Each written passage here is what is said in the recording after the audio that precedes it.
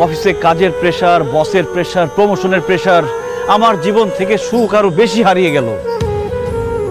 এরপরে ভাবলাম জীবনে যদি একটা বউ আসে তাহলে হয়তো জীবনে সুখ আসবে।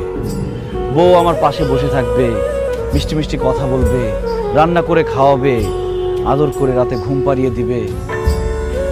তারপর একটা বিয়ে করলাম, কিন্তু তারপর আমার জীবনের সুখ আসে না।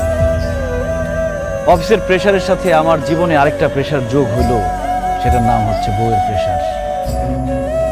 কাজের জন্য অফিসে বেশি সময় দিলে বউকে সময় দিতে পারি না, বউকে বেশি সময় দিলে অফিসে সময় দিতে পারি না, বউকে বেশি সময় দিলে অফিসে বসের ঝাড়ি খেতে হয়, অফিসে বেশি সময় দিলে বউর গোমরা মুখ দেখতে হয়।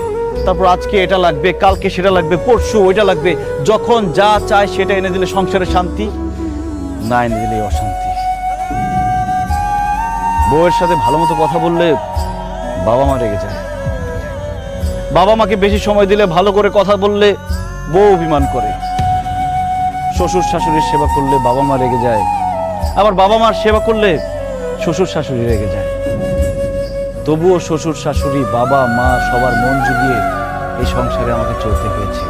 ঈদ আসলে সবাইকে নতুন জামা